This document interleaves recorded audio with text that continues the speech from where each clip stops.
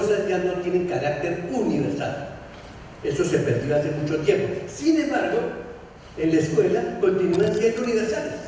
Y ese es uno de los problemas que tiene nuestra escuela, que nuestra escuela es absolutamente estática, ya definida, y lo que se hace es volver sobre la escuela siempre haciendo lo mismo y lo mismo y lo mismo. Y hacemos lo mismo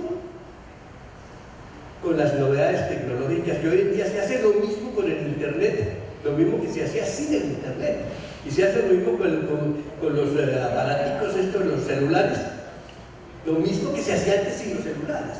Lo único que cambiamos es la herramienta, pero seguimos haciendo lo mismo. Vamos, ya llegaremos a eso. Entonces, vamos a hablar acá de esta pedagogía jefe, y entonces yo les cuento que hace 40 años, en el 79, nos reuníamos a pensar, a discutir acerca de la escuela, acerca de la educación, y en ese entonces acerca de una cosa como muy sentida por nosotros, que era acerca de lo que serían nuestros hijos en esa escuela. Hace 40 años teníamos muchachitos de 3, 5, 7 años, las personas que estábamos discutiendo, y nos daba horror, a mí me daba horror pensar en que mis hijos fueran a ser víctimas de la educación tradicional. Y lo que alguien nos decía en algún momento determinado, pues es decir, si no les gusta la escuela tradicional, hagan una escuela para ustedes. Y eso fue lo que hicimos. De una manera absolutamente irresponsable, dijimos, vamos a hacer una escuela para nuestros hijos. Y entonces fue cuando empezamos a construir eso que hoy en día se llama la Escuela Pedagógica Experimental. Un momento. Me da pena con ustedes, pero es que tengo un tobillo bastante enfermo. Entonces empezamos a construir la Escuela Pedagógica Experimental. ¿Y por qué hacíamos la Escuela Pedagógica Experimental? Porque no nos gustaba lo que era la escuela tradicional. No nos gustaba en la escuela tradicional la cualidad más importante fuera la obediencia. La escuela tradicional está construida en torno a la obediencia. Los rectores obedecen, los maestros obedecen, pues a muchas cosas, no solamente a los reglamentos internos, sino a lo que está prescrito en el currículo, sino a lo que está prescrito desde fuera del ministerio. Todo el mundo obedece, y claro, los niños también obedecen, y el niño que le va bien en la escuela, dicen las mamás, es porque es obediente. Y le dice la mamá al niño cuando se va para la escuela, vete, pórtate bien, chinito, hazle caso a la maestra. No se ponga a discutir que usted sabe es muy respondón. Sí, haga lo que te dicen que hay que hacer. Y el niño va para la predisposición a ser obediente. Y ser obediente es prácticamente el condicionante para salir al otro lado. Los más obedientes les va mejor. Y no solamente son obedientes cuando las reglas, cuando las órdenes, cuando los controles, sino que son obedientes, por ejemplo, frente a los algoritmos. Porque cuando yo aprendo un algoritmo, y en matemáticas se aprenden algoritmos, es porque soy obediente, me aprendo un procedimiento. Entonces lo primero que hago es esto, segundo esto, tercero esto, cuarto esto, y al final está la respuesta. Es un algoritmo. Y es tanta la obediencia frente al algoritmo en la clase de matemáticas, es tanta la obediencia que el maestro a veces, yo no sé si aquí en la subcolombiana también existirán esos maestros, que el maestro a veces le dice al estudiante, y me resuelven los problemas por el método que yo les enseñé. No me vengan a inventar cositas, es por como yo se lo enseñé a hacer. Y si lo hacen por otro lado, no se lo hago. Esos maestros existen, ¿ya? Porque hay que ser obedientes. No hay que ser obedientes solamente ante las reglas, ante los controles, sino hay que ser obedientes ante los algoritmos. Y cuando vamos a la clase de matemáticas, vamos a aprender procedimientos, algoritmos. Ojo, no se pueden ser creativos. La creatividad debe estar por fuera de la escuela. Hay una clase donde podemos dejar que sean creativos, en la clase de artes, eso por allá que no sirve para nada, allá que sean creativos. Pero en la clase de matemáticas, en la clase de ciencias, no, ahí no se puede ser creativo.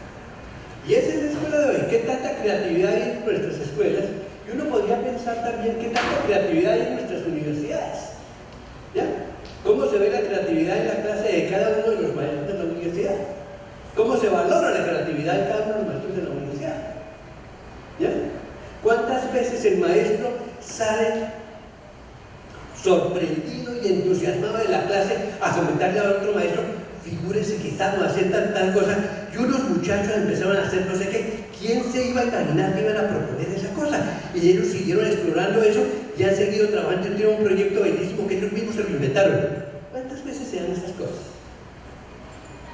No, los niños chiquitos, los niños medianos, los jóvenes de la universidad se van a sentar allá para que los llenen. ¿Qué vamos a ver hoy? Y el maestro les dice que van a ver, y el niño copia, memoriza, aprende a resolver los ejercicios y presenta las pruebas, y si tiene buena memoria, y si sabe memorizar bien, y si sabe ser bien obediente, le va bien en la universidad. Y es distinta la universidad ahora. ¿Es distinto el colegio ahora? Bueno, entonces les digo, en 1979 estábamos nosotros preocupados por eso. No queremos que nuestros niños sean obedientes. Queremos que sean responsables, pero no queremos que sean obedientes. Y entonces decíamos nosotros: vamos a hacer una escuela distinta. Vamos a hacer una escuela en la cual la matemática no sean los algoritmos. Y la gente se mira: y entonces, ¿qué es la matemática si no son los algoritmos?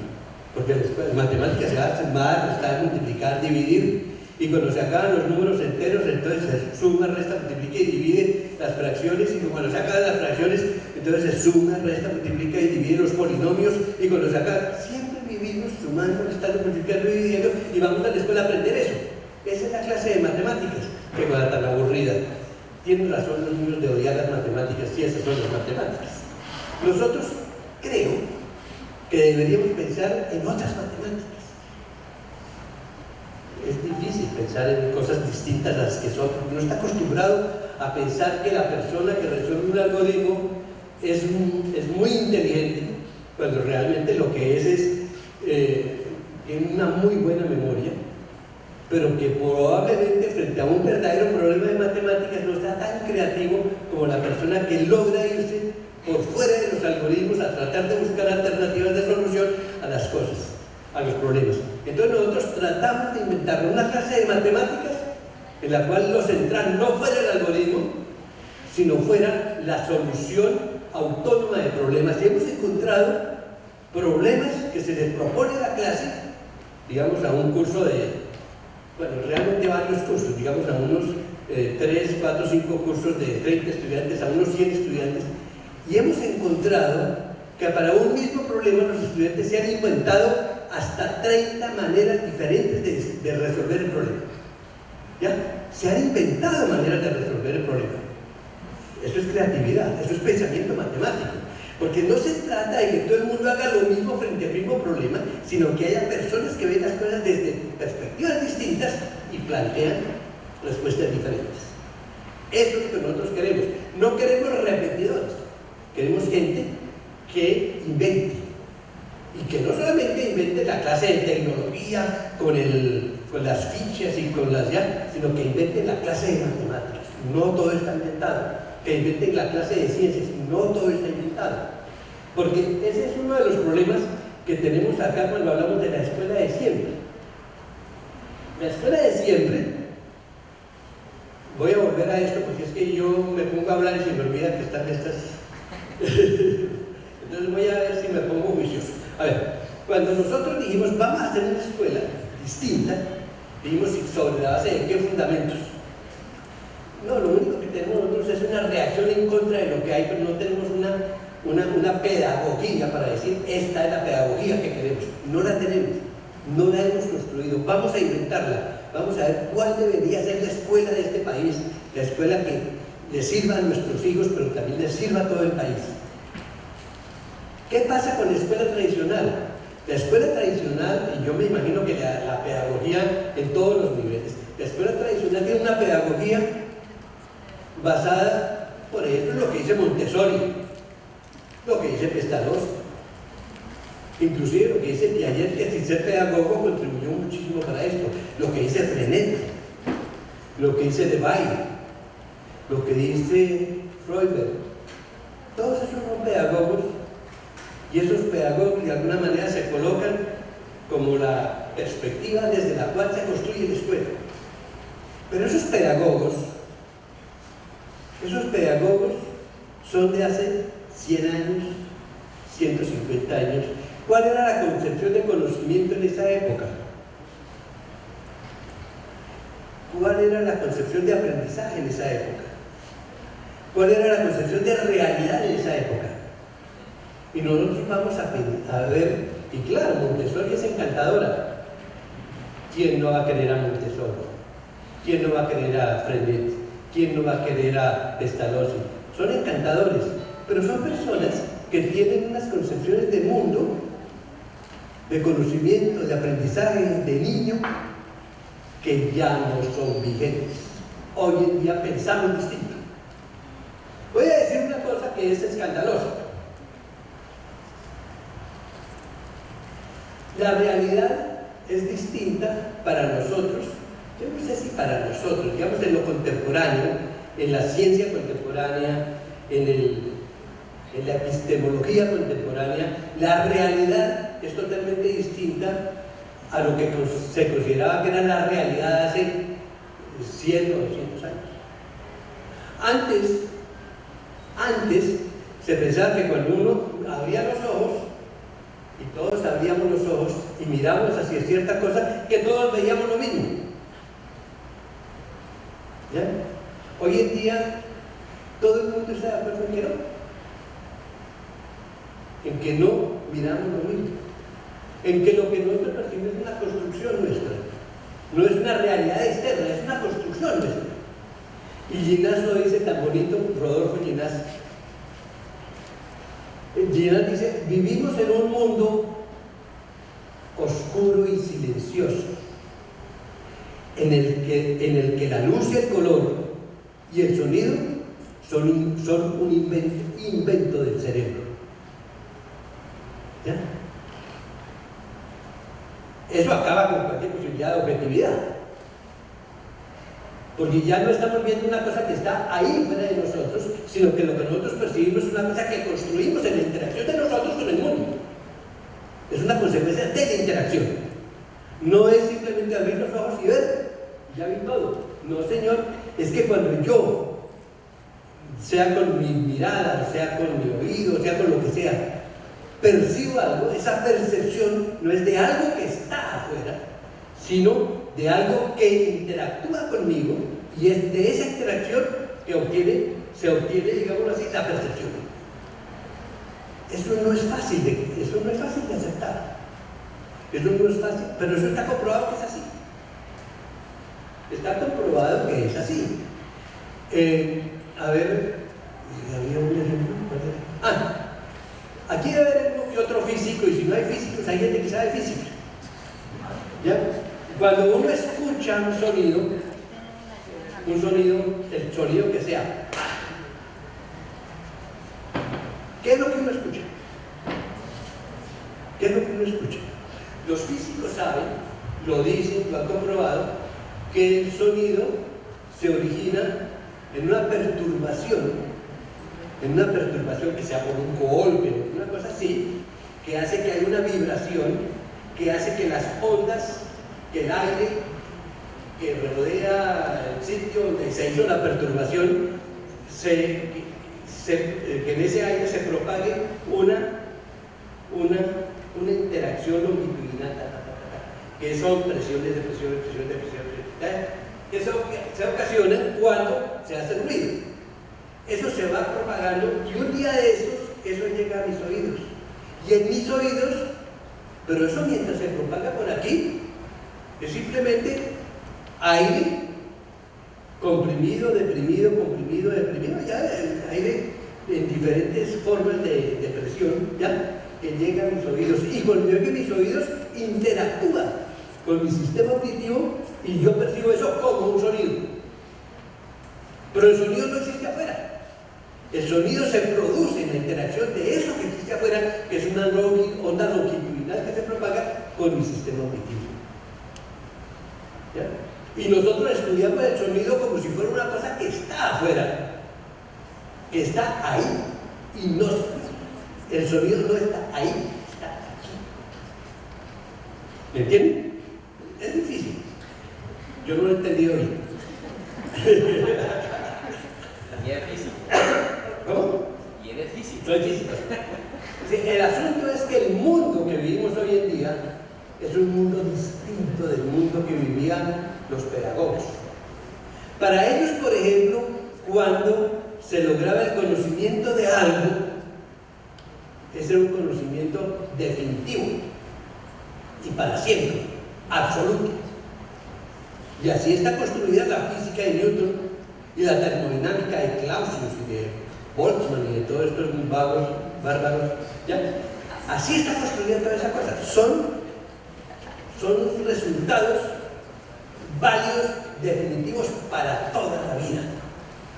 Hoy en día sabemos que eso no es cierto, que el conocimiento siempre tiene un carácter contextual, que el conocimiento no es para toda la vida, que eso que pensábamos que era la razón de ser de las cosas antes puede ser distinto, y que puede haber comunidades culturales, indígenas, ancestrales, campesinas, que piensan de una manera distinta, lícitamente. Porque es que alguien dice, no es que ellos están equivocados, piensan distinto. No, señor, hoy en día no podemos decir que están equivocados, piensan distinto. ¿Ya? Y no quiere decir que por estar distinto es tener un error. No, es que viven en un mundo distinto porque han construido otro mundo.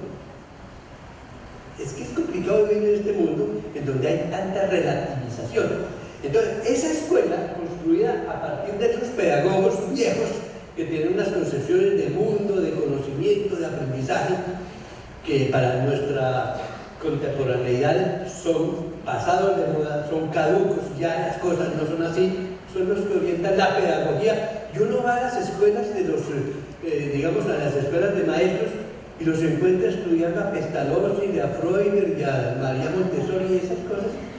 Pues sí, es una bonita anécdota, pero esa pedagogía está sustentada en elementos que ya no son válidos, que no son de nuestra época.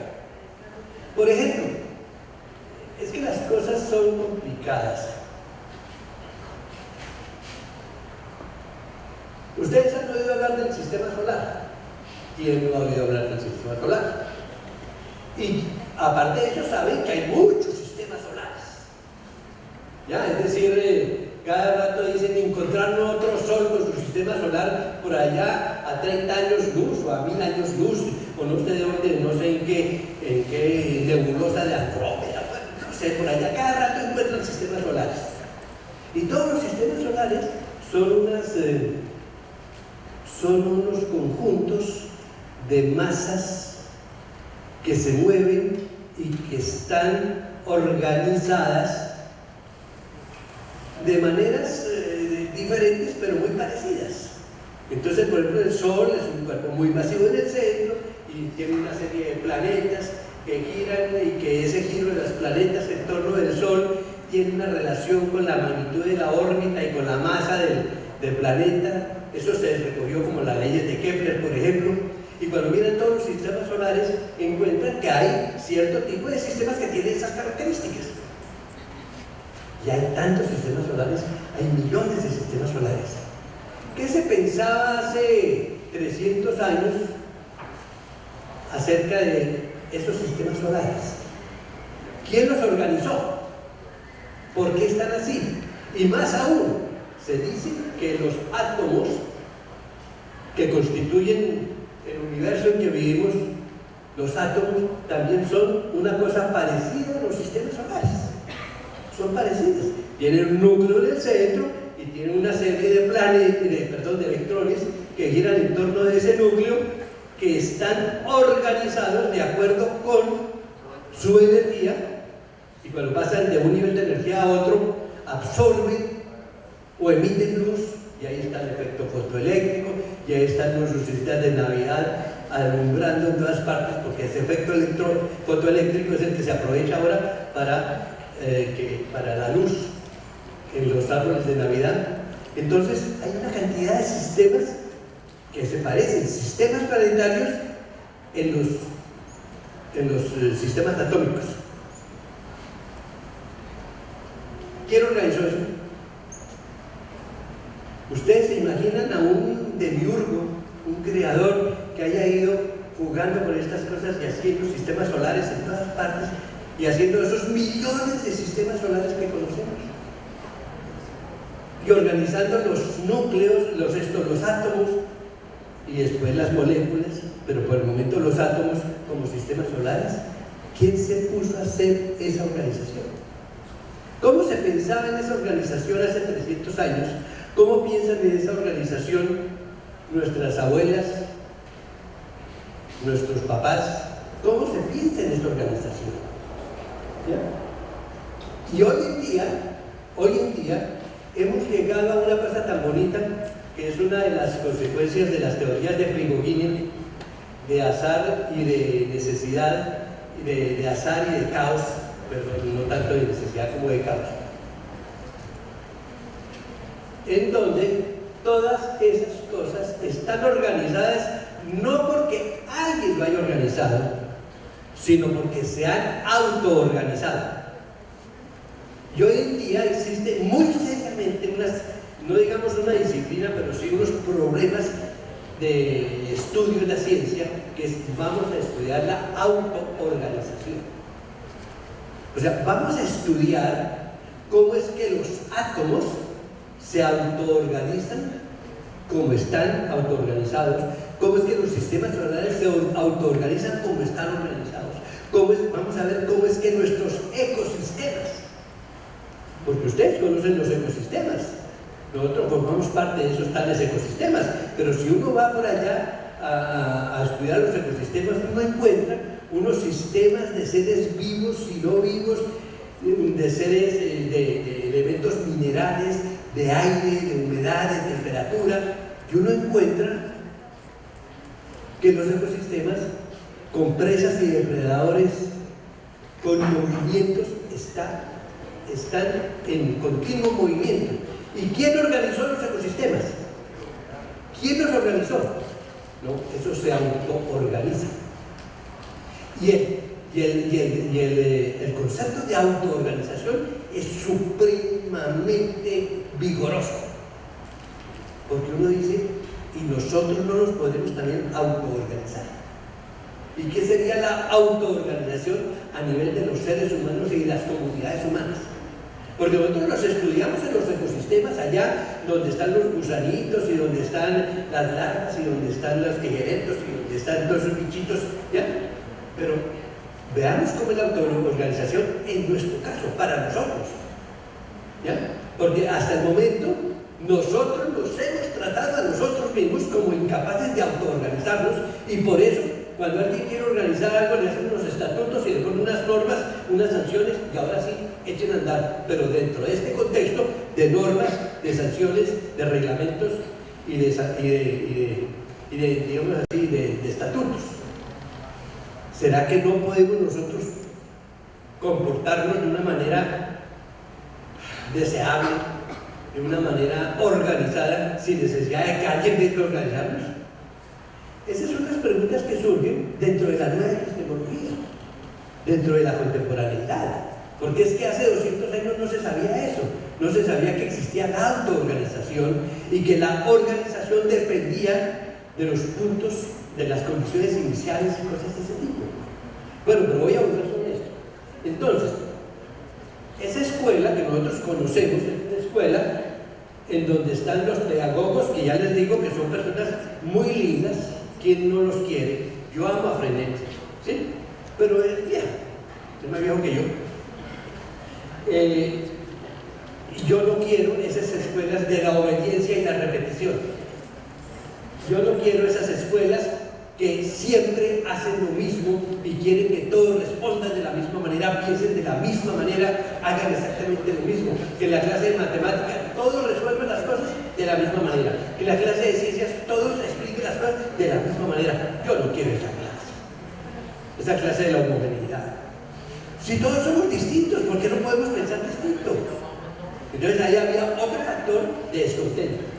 Entonces, primero, pedagogos anticuados. Segundo, contra la obediencia y la repetición. Tercero, contra la homogenización. Entonces estábamos descontentos. Hagamos otra cosa. Pero antes de hacer otra cosa, pasó una cosa gravísima. Usted a ver si yo puedo manejar esto.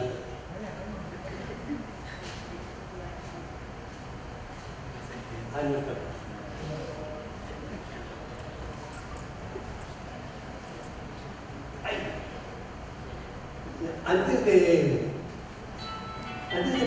de pasar a la siguiente plano, porque por el momento estoy en el plano del descontento, hay otra cosa, que esa escuela de siempre no solamente tiene los pedagogos, sino que esa escuela de siempre tiene elementos de economía. Eso lo descubrimos tarde, eso no lo habíamos visto nosotros antes, tiene elementos de economía.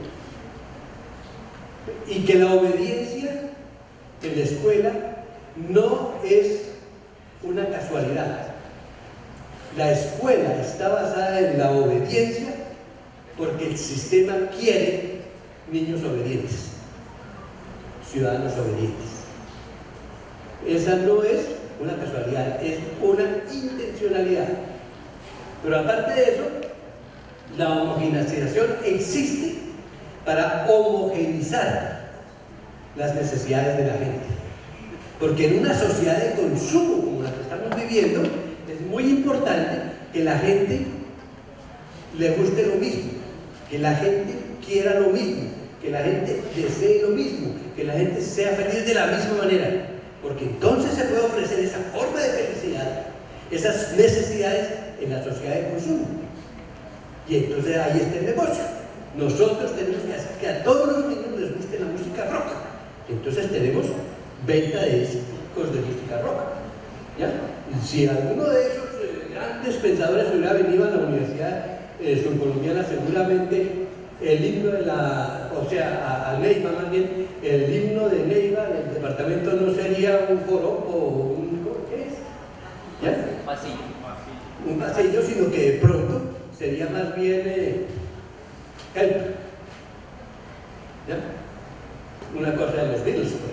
Y no, yo no estoy en contra de los Beatles, pero yo prefiero que tenga el pasillo a que tenga esa música asexuada, dijéramos así, en el sentido en que es para todo el mundo sin distingos de contexto. Y la dependencia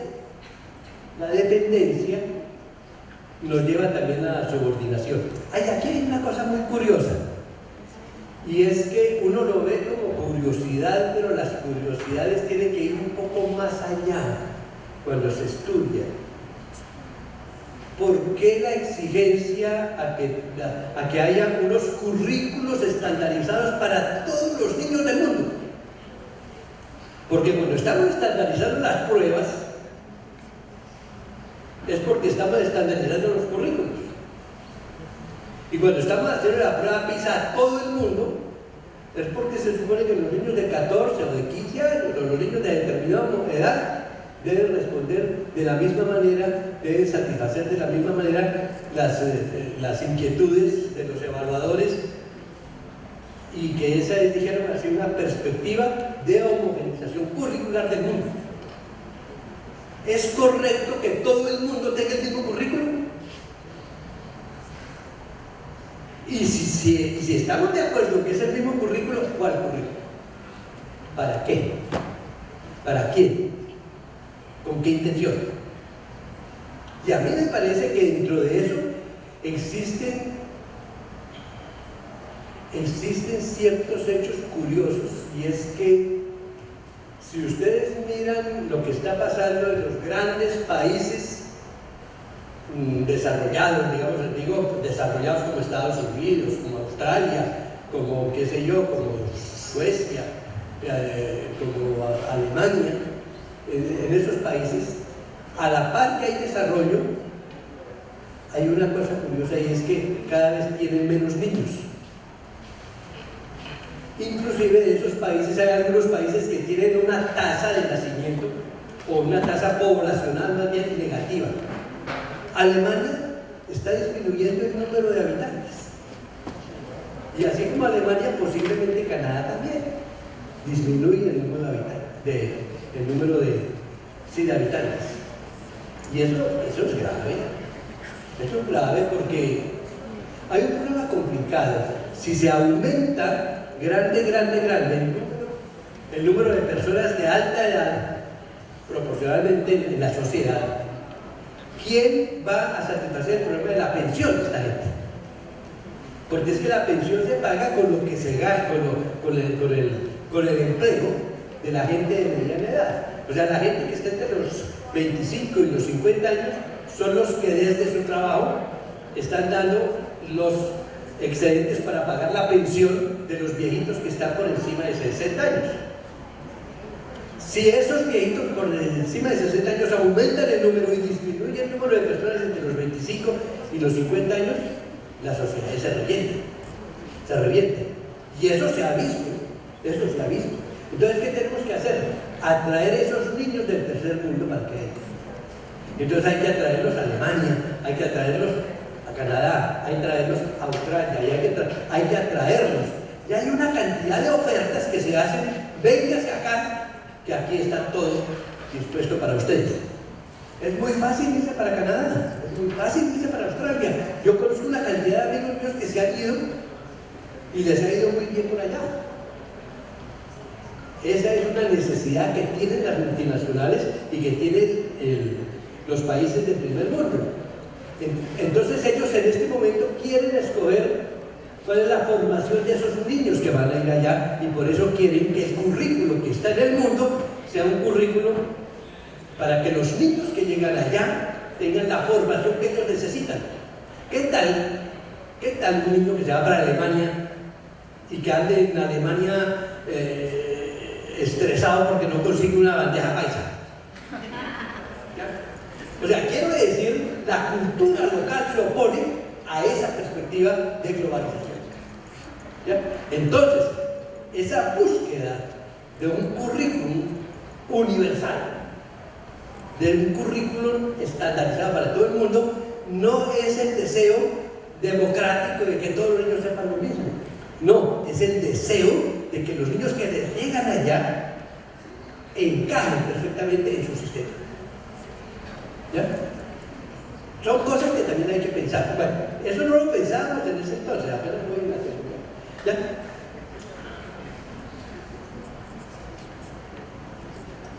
Entonces empezamos a hacer la escuela.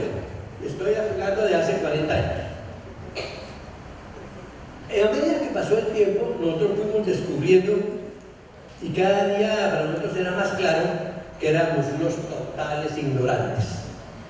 No teníamos ni idea de cómo debería ser la matemática en la escuela, ni las ciencias en la escuela, ni la organización de la escuela. Pero a la par que éramos supremamente ignorantes, había otra cosa, y es que éramos supremamente abiertos a las posibilidades de cambio y a las alternativas. Y entonces empezaron a surgir las alternativas hasta que hoy en día, y aquí voy a saltar todo el proceso, voy a llegar al final, hasta que hoy en día es una escuela que no tiene manual de convivencia, que no tiene currículum, que no tiene evaluación. Imagínense ustedes, una escuela sin notas. Una vez que les decía yo eso a los maestros hace 35 años, que teníamos que hacer una escuela donde no hubiera evaluación, porque la evaluación es perversa, es de lo más perverso que existe en la escuela. Mientras exista la evaluación en las instituciones educativas, yo estoy convencido de que estamos haciendo las cosas mal. ¿Y por qué las estamos haciendo mal? ¿Y por qué digo que pervertido? Pervertido, o sea, una cosa no pervertida, es una cosa que busca algo y orienta su acción para lograr ese algo. Una cosa pervertida es una cosa que dice que busca algo, pero busca otra cosa. ¿Me entienden? O sea, dice, yo busco esto, pero carreta, yo no busco eso, yo busco es esto, y no lo digo. Entonces los niños, hoy en día, los jóvenes hoy en día, muchos de ustedes hoy en día, cuando van a las clases, no van con la necesidad de aprender. Ustedes lo que buscan es pasar. Y son felices cuando pasan la asignatura y uno les pregunta, ¿qué aprendiste? Vaya a saber qué fue lo que aprendí, pero pasé. Y yo quería ir a pasar. Entonces, cuando en la escuela se reemplaza la búsqueda de certificados, de notas, ¿ya? Se reemplaza el conocimiento por la búsqueda de notas, la escuela está perdida. ¿Será que podemos eliminar la evaluación de la educación superior como para decir que la escuela está innovando, que la universidad está innovando, que hay una nueva pedagogía? ¿Será que podemos lograr que los estudiantes estudien por saber y no por pasar? ¿Será que es posible que en las universidades realmente haya investigación, pero investigación de verdad, y no simplemente una investigación para cumplir las exigencias del Ministerio de Educación? Hay muchas cosas que tenemos que mirar. Por eso les digo que la cosa no es fácil. Porque es que si yo lo que hago es hacer lo mismo que se ha venido haciendo, pero de una manera distinta, pero hacer lo mismo, entonces ¿dónde está el cambio? Yo lo que creo es que tenemos que hacer una cosa distinta. Por ejemplo, tenemos que de alguna manera lograr que los niños en la universidad sean creativos. Y a cada maestro de ustedes que trabaja en la universidad, pregúntese si en mi clase los niños son creativos, los muchachos son creativos, pueden ser creativos, y qué ventajas tienen los que son creativos, y cómo hago yo para que sean más creativos cada día. Esos son los problemas fundamentales. Pero nosotros estamos viviendo una sociedad estandarizada, una sociedad vertical que siempre hace lo mismo y que va a seguir repitiendo y haciendo siempre lo mismo. Nosotros queremos que se hagan otras cosas.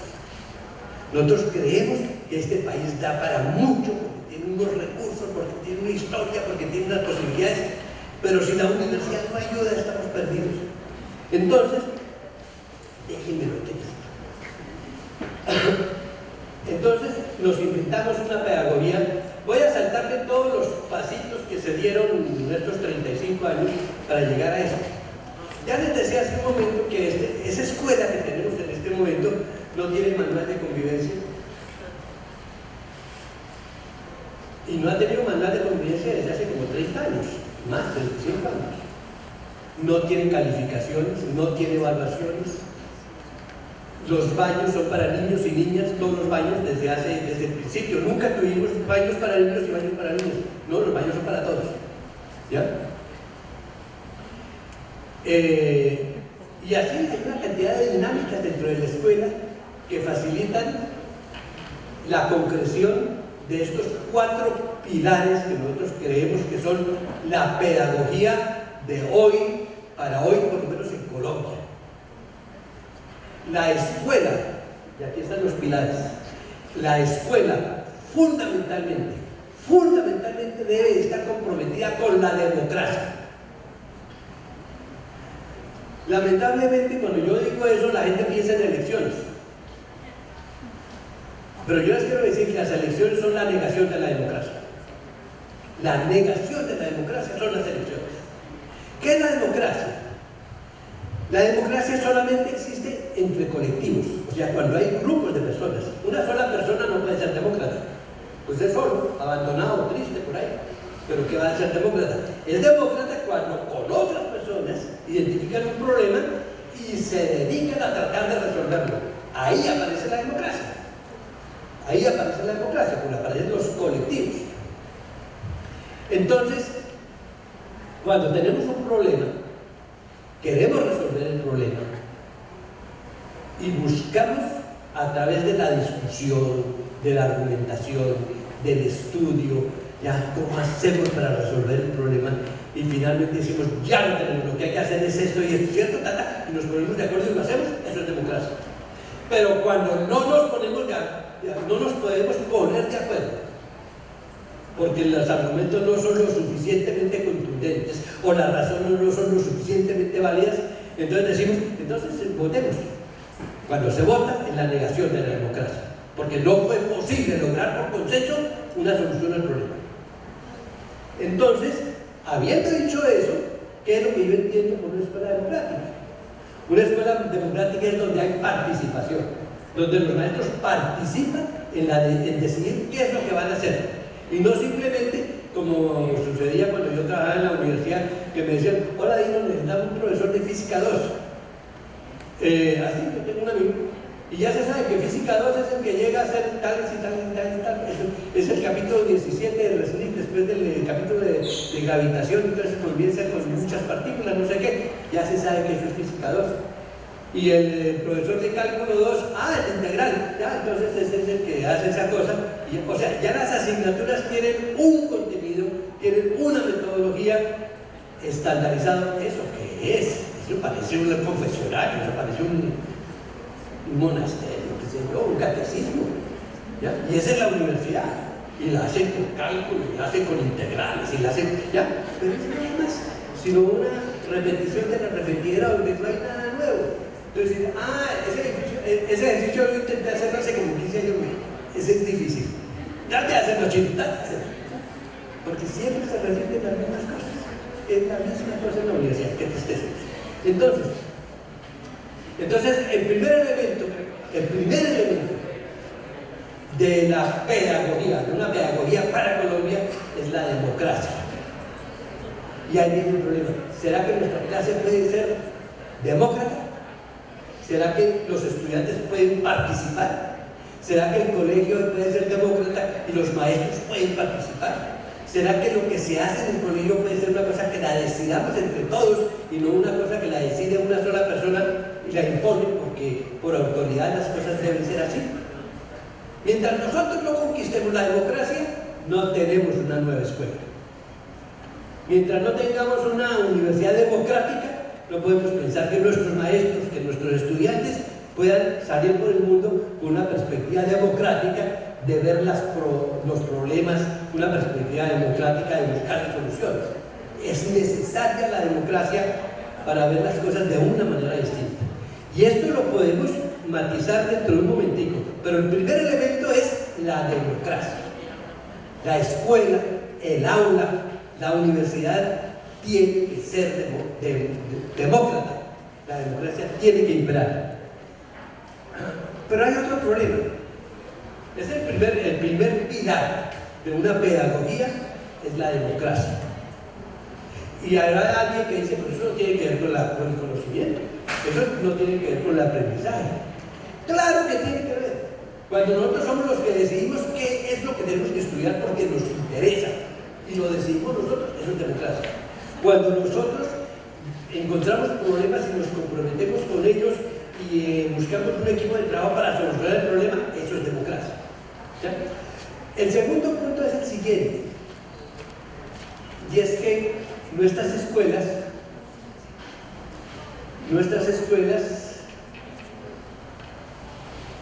casi que están hechas para que nos olvidemos de nosotros mismos. Hace 2 años, yo no sé si aquí también en Neiva o aquí en el Huila, pero en Bogotá, el foro educativo distrital en Bogotá se hizo en torno a la inclusión. Yo no sé si aquí también se hizo en torno a la inclusión, hace 2 años. Y a mí me invitaron a una conferencia, a una discusión también sobre cómo lograr o qué significado tienen las escuelas incluyentes. ¿Ya? Y claro, es decir, hay cosas que saltan a la vista y que son sumamente importantes, y que tenemos que hacer escuelas en donde todos quepamos, en donde los niños que tienen alguna deficiencia quepan, en donde los niños más aventajados quepan, en donde todo el mundo, hay que hacer escuelas incluyentes. Pero yo me preguntaba una cosa en ese foro, y es: ¿y cuándo vamos a incluir en la escuela a Colombia? Porque nosotros en la escuela estudiamos álgebra, y estudiamos ciencias, y estudiamos ciertos problemas, pero ahí no estudiamos recursos naturales, ahí no estudiamos la biodiversidad, ahí no estudiamos una cantidad de cosas que pasan en nuestro país. Nuestro país no está en el currículum. Yo creo que el gran ausente del currículo es el país. El país debería estar en el currículo. Porque si no es el país el objeto de estudio, entonces ¿cuál es el objeto de estudio? Entonces yo creo que tenemos que incluir en el currículo del país. ¿Cuándo van a saber nuestros niños de la ciencia que se hace en este país? Y la gente me dice, ¿cuál ciencia? No, claro, la ciencia que se hace en este país. Porque aquí los niños saben que existe Falcao, aunque ya dejó de hacer goles, pero todavía existe, ¿cierto? Y existe James, y que existe Cuadrado, y que existe Nairo, y que existe, bueno, y que existe Egan Bernal, y que, bueno, existe tal, claro, y hay niños que se dedicaron a darle a la bicicleta porque quieren llegar a ser como Egan Bernal, unos campeones del Giro, del Tour. Y lo mismo hay gente que quiere, se sale de la escuela y se va a hacer fútbol, porque quieren ser futbolistas. Y el fútbol, y el ciclismo, y el atletismo, y hay otras cosas que les plantean expectativas de vida a los niños. Y no habrá expectativas de vida de los niños en torno al conocimiento y a la ciencia. No hay, porque los maestros, voy a decir una tontería, pero que es cierto, son los ignorantes. Nosotros somos unos ignorantes terribles. Ya, Jorge Reynolds debería ser un paradigma para los niños. Una persona que se inventó el marcapasos, que tiene viviendo a más de 30 personas que desde hace mucho tiempo tienen marcapasos. Eso es importante. ¿Y por qué los niños no saben que Jorge Reynolds es colombiano? Y la valvulita esa para hidrocefalia que se inventó Salomón aquí, que se pone aquí por encima de esto y que mantiene a los pacientes de hidrocefalia vivos, también es un invento colombiano. Y Rodolfo Ginás es un colombiano. Y Carmen Saduque es una colombiana que ha hecho bellezas con los sabores y con el estudio de las esponjas marinas. Y Adriana Ocampo es una colombiana que trabaja en la NASA y que es la encargada de no sé cuántos problemas espaciales de la conquista, creo que es de Júpiter o de Saturno, de uno de esos planetas. Adriana Ocampo. Y Raúl Cuero es un negro de Buenaventura que jugaba de chiquito con los cangrejos en la playa, que después fue un gran basquetbolista y como basquetbolista formó parte de la selección Colombia y que le dijeron o sigue en el básquet o se va para hacer biología. Dijo, voy a hacer biología, y se fue a hacer biología a Estados Unidos, y en Estados Unidos le dieron una beca para que se fuera el doctorado a Inglaterra, y ese Raúl Cuero es un científico colombiano de raca mandaca. Pero los niños lo saben. No, los niños no lo saben. ¿Por qué no lo saben? Porque eso no es importante para los maestros. Porque yo creo que los maestros quieren lo mejor para los niños, y si los maestros percibieran la importancia que tiene eso, lo sabrían y se lo contarían a los niños. Y lo mismo Montealegre, que estudia el sistema auditivo de los saltamontes, que no tienen los saltamontes aquí en las rodillas, para utilizar ese mismo sistema para lograr que las personas que nacieron sin posibilidades de escuchar, escuchen, utilizando el sistema de los saltamontes. Fernando Montealegre se llama. ¿Y quién más? ¿Cómo se llama? Nubia Muñoz, candidata a premio Nobel por el estudio del papiloma, trabajó en Alemania, vive desde Cali o de Palmira, y es una científica colombiana. Si los niños nuestros supieran que aquí hay científicos colombianos que han logrado lo que han logrado, y que la ciencia puede ser una perspectiva de realización más segura y más cierta que el fútbol. Porque les digo, de 1000 niños que quieren ser James, no sale un James. De 1000 niños que quieren estudiar ciencias, salen por lo menos 500 científicos. ¿Ya? Porque es que es una carrera que no dura 10, que dura más de 10 años. Es que el fútbol a los 10 años se acabó. No, de hecho, a los 35 años se acabó. Pero ¿por qué no les decimos a los niños que aquí en Colombia se puede hacer ciencia? Que hay científicos. Que aquí se inventaron, por ejemplo, Alberto Castilla se inventó la variedad de café que es resistente a la roya, y que ese café se lo han llevado a todas partes del mundo. Digo al mundo, yo lo encontré en Costa Rica, pero también está en Brasil, está en todas partes, porque es resistente a la roya. Y lo desarrolló aquí Alberto Castillo. ¿En dónde? En el Instituto del Café, aquí de Colombia.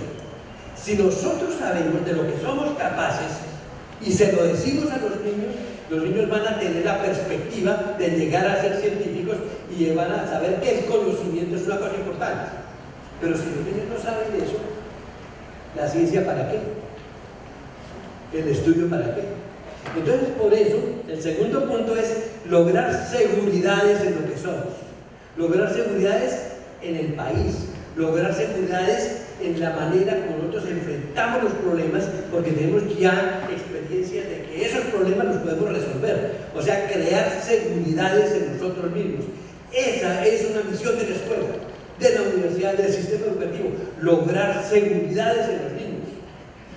Y tenemos con qué hacerlo, porque hay una cantidad de investigaciones e investigadores en Colombia que han hecho cosas realmente importantes. Pero no solamente está el saber occidental del cual estaba hablando yo hace un momento, también está el saber ancestral. Se ha estudiado tampoco el saber ancestral. Pero ¿cómo es que solucionaban los problemas nuestros antepasados campesinos, nuestros antepasados indígenas? ¿Cómo es que lo solucionaban? Tenemos que saberlo. Lo sabemos algo de las hierbas medicinales, y las mamás de nosotros nos da una agüita de hierbabuena cuando es del caso. Y ese es un saber ancestral. Se han estudiado realmente a fondo las plantas de poder. El yopo, ¿qué es lo que hace el yopo? El yagé, ¿qué es lo que hace el yagé? La coca, ¿qué es lo que hace la coca? No, nosotros nos dedicamos a mirar con espanto, cuando esas son plantas de poder. Si nosotros supiéramos cuál es el poder que dan esas plantas, otra cosa sería. Eso lo están estudiando la gente que sabe para qué sirve eso. Y aquí inclusive ya están patentando el yagé. ¿Ya? Hay muchas cosas que nosotros podríamos hacer desde esta perspectiva de lograr seguridades y confianzas en lo que somos capaces de hacer y en nuestro conocimiento y en la solución de nuestros problemas. Y tenemos que organizar la clase para que en vez de que el niño se equivoque, el niño consiga los resultados. A veces hay maestros que como que les encanta que los niños se equivoquen para demostrar que ellos como que todavía son más inteligentes, ¿ya? Cuando realmente lo que nosotros deberíamos lograr es que los niños resuelvan los problemas, sean cada día más capaces, cada día se equivoquen menos, cada día aprendan más. Eso es muy importante, hacer la escuela para los niños. La otra cosa que es relacionada con esto, van dos pilares: primero la democracia y segundo lograr seguridad y confianza en lo que somos como individuos y como colombianos. El tercer elemento es el territorio. El territorio es que la escuela tiene que estar articulada con el entorno. No podemos nosotros pensar en que hay escuelas que no tienen nada que ver con el vecindario. Tenemos que acabar las paredes que limitan la escuela del vecindario. El vecindario tiene que entrar a la escuela, y sería bonito que los viejitos, que los ancianos de los territorios, de las vecindades de la escuela, fueran a la escuela a hablar con los niños, a enseñarles lo que ellos saben, a hablar con los niños, diciéndoles de sus epopeyas, de sus leyendas, de sus cuentos y todas esas cosas. Los ancianos tienen mucho que decirle a los niños, mucho que decirle. No podemos seguir levantando esas paredes inexpugnables que limitan la escuela del entorno y hacen que el entorno se convierta en un peligro para la escuela, o la escuela en un peligro para el entorno. Sería más bonito que hubiera proyectos conjuntos en donde la alcaldía con grupos del municipio trabajan con maestros de la escuela solucionando problemas que son pertinentes para la escuela y para la comunidad. Eso me parece que es muy importante, la articulación de la escuela con el territorio. Y es el tercer pilar de la pedagogía. Primero, la democracia. Segundo, la seguridad y la confianza. Tercero, articular el quehacer escolar con el territorio. Y el cuarto pilar es que no lo olvidemos nunca. No podemos olvidar nunca que la escuela debe de estar comprometida, pero explícitamente comprometida debe estar explícitamente comprometida a contribuir con la transformación de la sociedad. Esa es una tarea de la escuela. O sea, la escuela tiene, por sobre todo, un compromiso político de contribuir a transformar la sociedad. Pero para eso tiene que conocer en qué país se vive, para eso tiene que conocer qué posibilidades hay, porque no se trata de salir a gritar. A mí me encantan a mí me encantan los problemas esos, o ¿cómo se llaman? Los sartenes. Me parece que deben tener también sentido, deben tener un discurso, deben tener también un conocimiento. No es solamente eso está bien, pero eso nos debe conducir a otras cosas de mucha mayor profundidad y de mucha más posibilidad de transformación. Yo corté mucho lo que les iba a decir, porque quiero que de pronto haya unas cuantas preguntas y discusiones. Y para ustedes, ¿cuánto tiempo va? Nos quedan 30 minutos. ¿30 minutos? Entonces podríamos plantear unas cuantas preguntas y entonces yo redondeo después. ¿De acuerdo? Listo.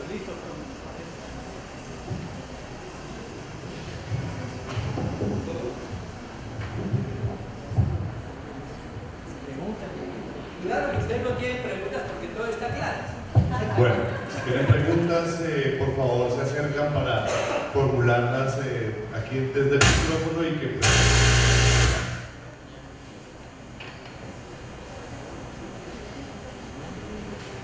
¿Alguna pregunta del público?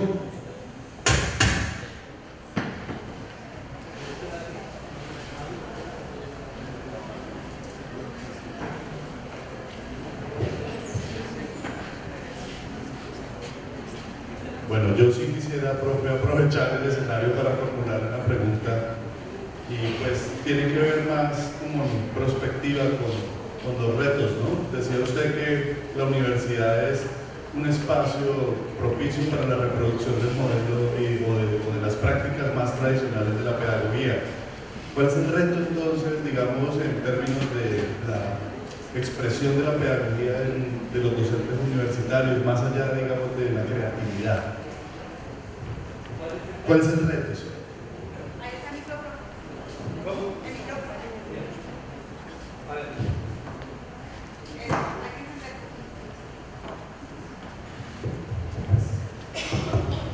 A ver, cuando yo planteé los 4 pilares que están allá, son precisamente para una respuesta. O sea, yo creo que el reto, por ejemplo, y con eso sería todo,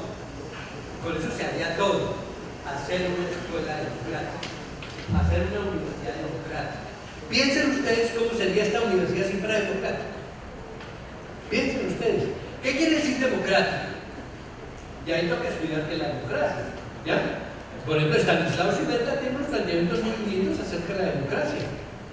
Y en internacional un libro que creo que se llama Educación y Democracia. Humberto Maturana tiene un libro lindísimo que se llama La democracia es una obra de arte, que es publicado por la editorial Magisterio.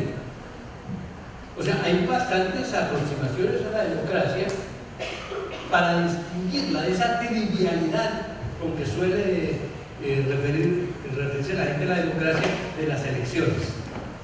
La democracia es el reconocimiento del otro. La democracia es la aceptación del otro. La democracia también es el respeto por mí mismo.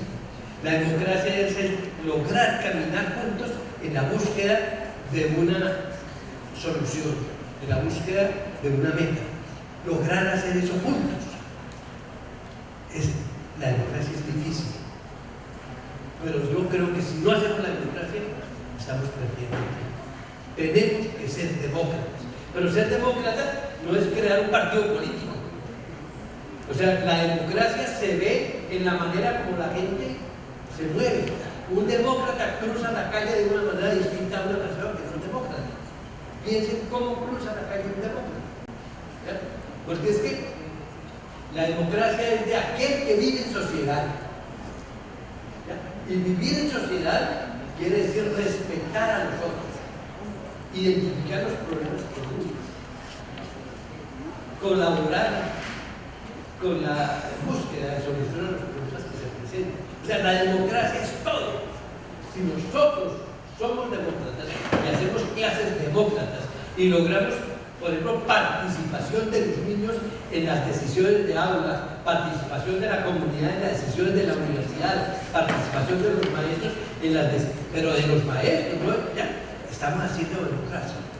Yo creo que esa es la democracia. Claro, la otra que yo digo, la que es clara, es ¿por qué no estudiamos qué somos nosotros? ¿Por qué no estudiamos nuestra historia de nosotros?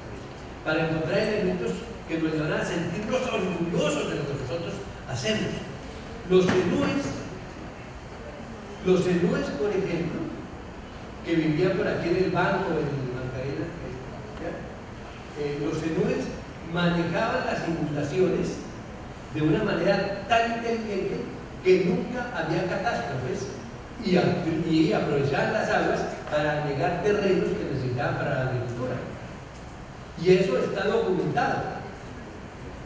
O sea, si nosotros logramos saber cómo era que se relacionaban con los fenómenos naturales nuestros antiguos, nuestros ancestros, nuestros indígenas, aprendemos mucho.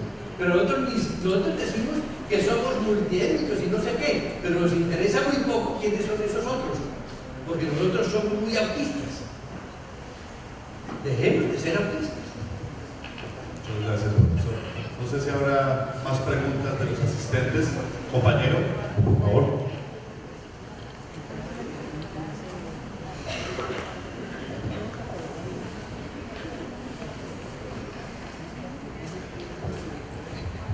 Buenos días.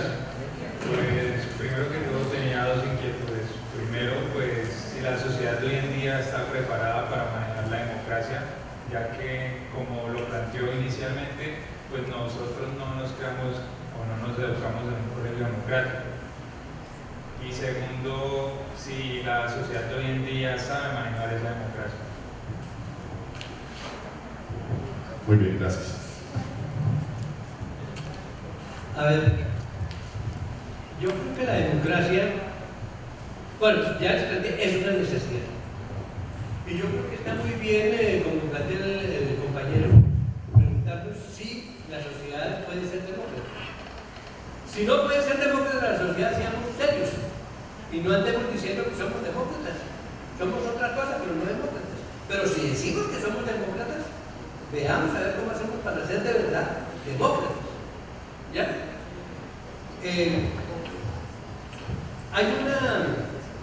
Hay una pregunta que me parece a mí que es muy importante y es ¿cómo surge la democracia? O sea, ¿qué podemos hacer nosotros para de verdad tener aulas democráticas? Y eso no es una cosa que se haga con un discurso, que yo llegue con un discurso a reúna a los niños y les diga, les hable de la democracia y que con eso ya se vuelvan demócratas. Ni que haga yo un taller y con eso ya se vuelven demócratas. No, la gente se hace demócrata viviendo la democracia. Hay que vivir la democracia. ¿Sí? Y en ese sentido tenemos nosotros que sacrificar, que entregar, si se quiere decir así, el poder que nos da, por ejemplo, el ser maestros. ¿Ya? El poder que nos da el ser directivos. Porque mientras yo tenga ese poder de ser maestro y ser directivo, pues voy a tener la posibilidad de imponer cosas, de ordenar cosas, de organizar cosas. Pensar que es muy importante que la gente aprenda a equivocarse y aprender de los errores. A ver, voy a ver si hago un ejemplo. Sí, ustedes están bien para un ejemplo. A ver.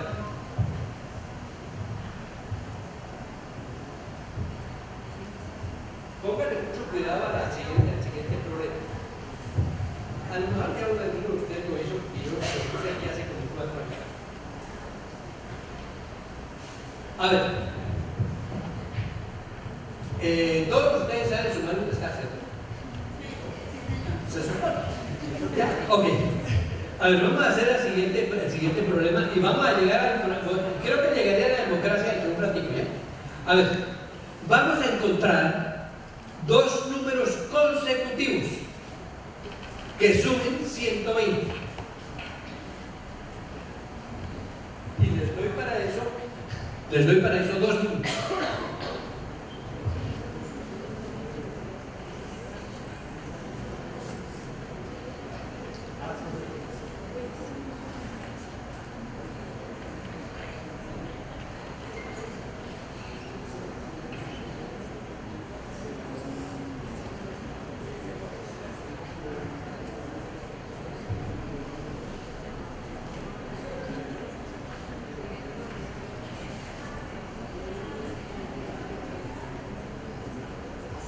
¿Ya tienen alguna respuesta?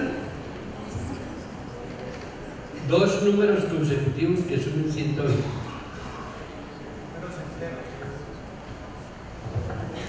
Eso ya está bien, pero ya apareció para interesante, números enteros. Perdón, vamos a hacer, profe, o yo no sé si es profe o no es profe. ¿Por qué números enteros? ¿Cómo?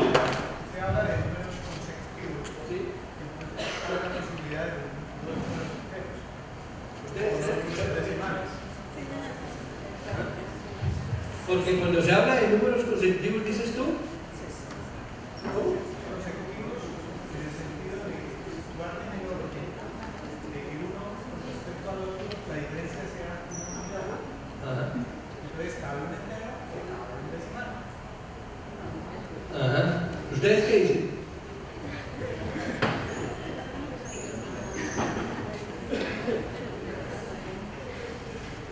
No dicen nada.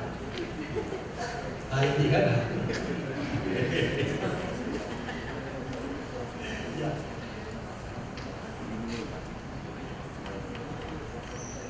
¿Quién me levanta la mano por allá? ¿Nadie? Ay, bueno, dos números consecutivos que suben 120. Ya vamos con la actitud de maestro. ¿No existe o no puede? ¿Qué pasó? ¿Cómo?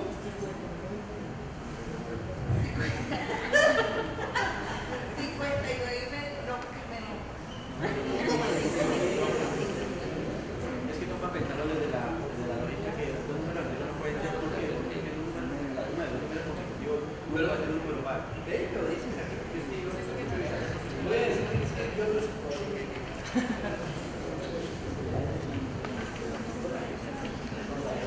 Es que si son dos números enteros. Para mí no, porque es que está viendo que la suma de los números consecutivos 120, sí, sí. Pero si lo miramos que la suma de los números consecutivos nunca va a ser un número par. Y 120 es un número par. Entonces no para posibilidad de un número entero. Es un número entero. Entonces tiene que, por sí tiene que ser decimal. Ya. Al profe. Pueden ser 59 y 61. Naturalmente son consecutivos impares. Son consecutivos. ¿Dan 120? Pero no son consecutivos. A ver.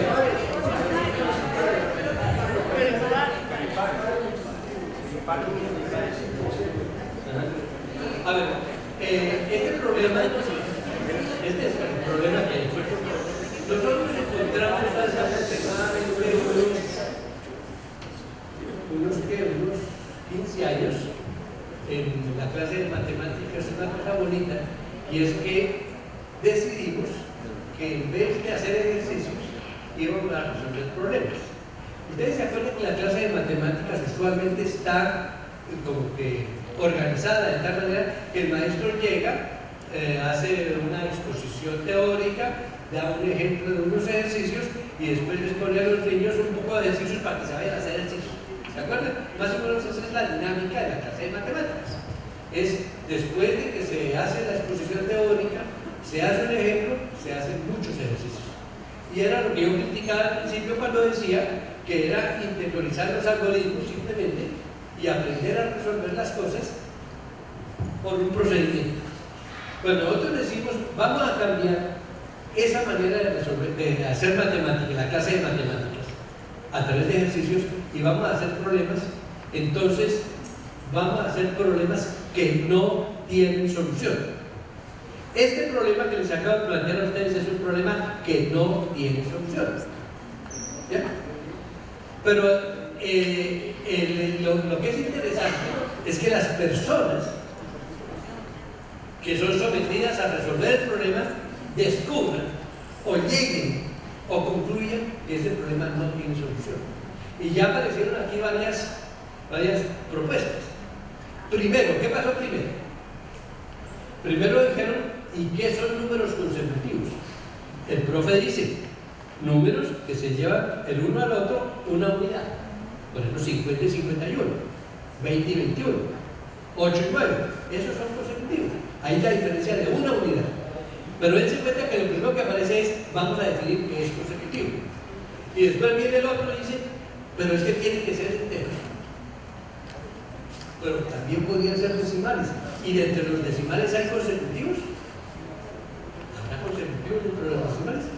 Entonces, para que haya consecutivos dentro de los decimales, yo tengo que definir otras cosas, ¿ya? Que normalmente no se tienen en cuenta cuando se habla de consecutivos. Y después dicen, pero y viene una demostración, llamémosla así, determinante, dice, es imposible, porque siempre la suma de dos números seguidos da impar, y 120 es par. Eso dijo el compañero aquí, ¿cierto? ¿Ya? Y eso es determinante. Esa es una cosa de matemáticas muy importante que encuentra alguien tratando de resolver el problema. O sea que cuando se trata de resolver el problema, se hacen matemáticas, se dan razones matemáticas. Dice, porque n, que es un número, sumado n más 1, que es el consecutivo, da 2n más 1. Y 2n más 1 es la definición de los impares. Entonces no puede ser par. ¿Entienden? O sea, esa es una búsqueda en la cual todos pueden participar dentro de la dinámica de unas reglas. Y para eso se establecen las reglas. ¿Qué es consecutivo? ¿Qué es decimal? ¿Qué es entero? ¿Qué es par? ¿Qué es impar? Todas esas cosas tienen que aclararse para poder resolver el problema. Y después de que logramos aclararlo nosotros, entonces llegamos a una meta, a una solución como esa de decir que es imposible porque dos números consecutivos que se suman siempre dan impar. Y este es un problema entonces que contradeciría eso. Entonces, esa es una búsqueda democrática en un problema de matemáticas. Esa es una búsqueda democrática. Y yo creo que la democracia puede estar en clase de matemáticas, en cualquier otra clase, y evidentemente en la solución de conflictos, en la planeación de una salida. Miren, supongamos, por ejemplo, que los niños deciden, y les voy a hablar niños por ahí de cuarto primaria, deciden hacer una caminata. Y están cada rato diciéndole al maestro, maestro, queremos ir al árbol grande que está allá arriba, queremos ir al árbol grande. Y al fin los muchachitos vienen su profe, bueno, vamos a ir. Entonces el maestro les dice, bueno, vamos a ir al árbol grande. ¿Cuándo vamos a ir? Entonces los niños dicen, ya no, eso es lo que prepararlo. Y ustedes lo van a preparar. ¿Cuándo la tienen preparada? Entonces la vamos a preparar, supongo, y se ponen de acuerdo para el próximo martes. Y hoy es miércoles. Para el próximo martes vamos a ir allá. Bueno, hagan la planeación. Y los niños se dedican a hacer la planeación y dicen, para ir al árbol hay que pasar la quebrada, hay que hacer esto, que traigan botas, que traigan refrigerio, que traigan agua, que traigan no sé qué, que hay que traer el botiquín, y se ponen a hacer una cantidad de preparativos, y finalmente le dicen al maestro, ya tenemos la cosa preparada, vamos al árbol, y el maestro les dice, ¿y qué tienen como preparativo? Esto. Pues entonces díganle a sus papás que van a ir allá y ellos les ayudan para tener las botas y tener todas las cosas, y entonces vamos allá. Y los muchachitos hacen eso. Y van al árbol, y resulta que se les olvidan cosas y se duran, y de pronto no tienen en cuenta todas las cosas, y vienen unos contentos, otros vienen tristes porque las cosas no salieron como habían pensado.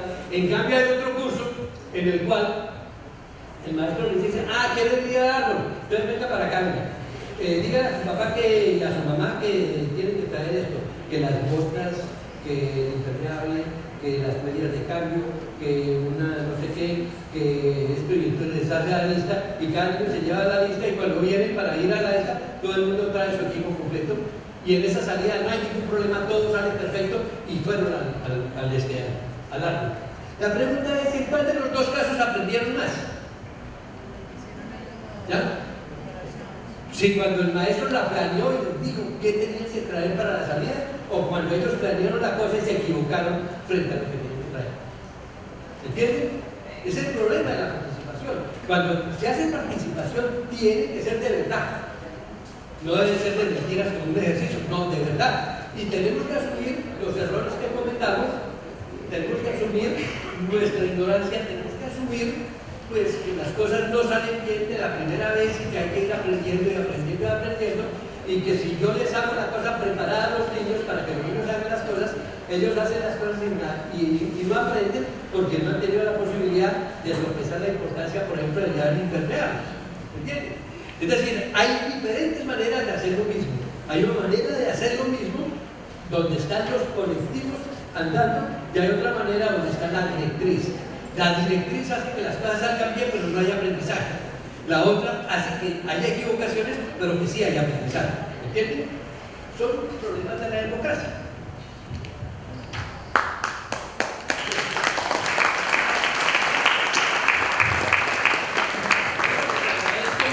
Y realmente pues me siento contento porque creo que estaba enseñando la charlita de una manera como muy interactiva. Muchas gracias. Bueno, excusamos a todas las personas que tenían preparadas preguntas por efectos de la agenda. No sé si el profe estará dispuesto a responder una más, así como para cerrar. Luego invitamos al escenario a las estudiantes del programa de artes, Laura Margarita Salas y Madeleine Laguna del dueto Canela, quienes pues, nos van a acompañar con una presentación. Buenos días, profe, quisiera agradecerle por la presentación. Quisiera hacer una pregunta referente al trabajo de los profesores o el perfil del profesor que maneja la escuela pedagógica. ¿Cuál es el perfil del profesor que maneja la escuela pedagógica? Gracias. Es como difícil la cosa. De todas maneras, no es que exista un perfil, sino que existe una especie de convencimiento. Nosotros queremos que los niños, los muchachos, los maestros que llegan a la escuela sean maestros que no han tenido una experiencia anterior. O sea, normalmente son o recién graduados o gente que está en un semestre. Porque es que nos parece que la escuela tradicional también pervierte. ¿Sí? Claro, todos hemos sido objeto de la escuela tradicional y de alguna manera tenemos experiencias con la escuela tradicional porque hemos sido, si se quiere, actores, víctimas en algunos casos de la escuela tradicional. Pero nosotros lo que queremos fundamentalmente es que sean personas jóvenes que tengan muy poca experiencia en el trabajo con niños, pero sobre todo que sean inteligentes. Eso no es tan difícil, casi todas las personas son inteligentes, lo que pasa es que no están muy acostumbrados a eso, a demostrarlo. Entonces hay que darles la oportunidad para que lo demuestren. Hay duros, que no quieren. Se puede.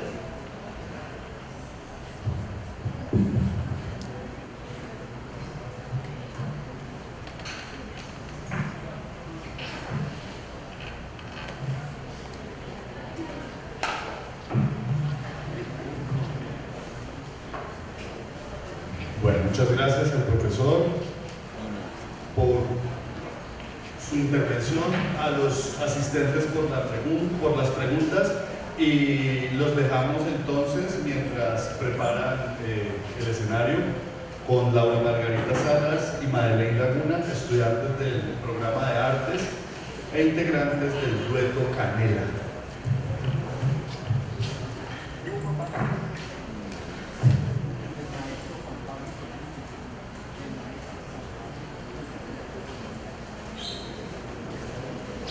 Por supuesto, también agradecemos la compañía del profesor Juan Pablo Rodríguez en esta sesión musical.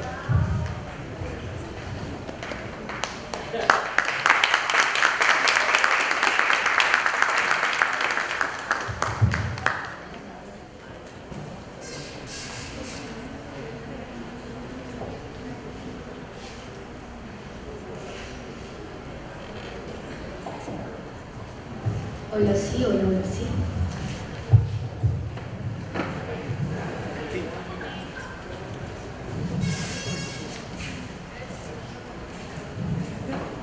Hola, hola, dos.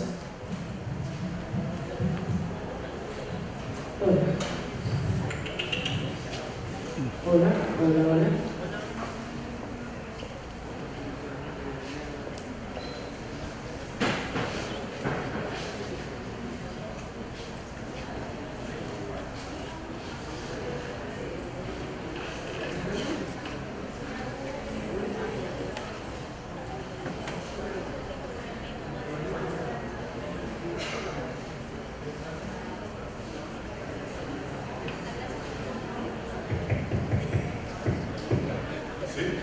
Sí, sí. Sí. ¿Se escucha? Sí.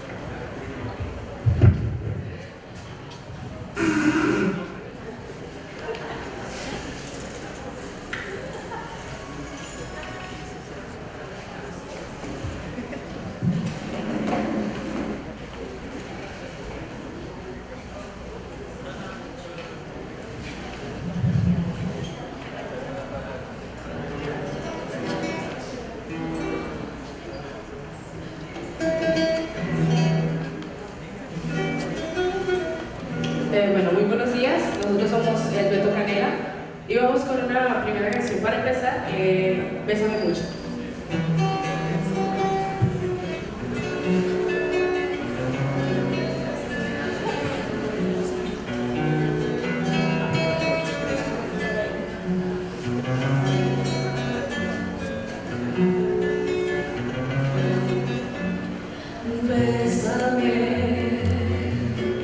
Bésame mucho,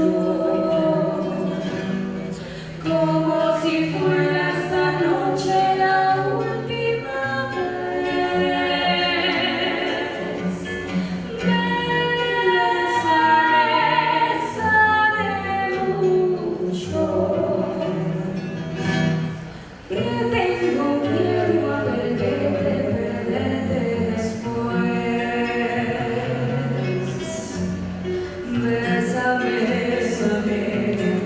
Bésame mucho,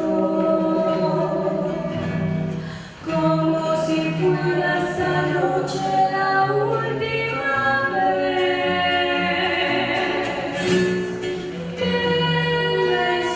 Bésame mucho, que tengo miedo a perderte después. Quiero tenerte muy cerca, mirarme en tus ojos, verte junto a mí. Piensa que tal vez mañana yo ya estaré lejos, muy lejos de aquí.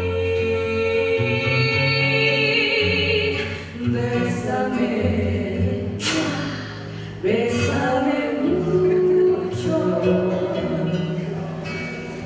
como si fuera esta noche la última vez. Bésame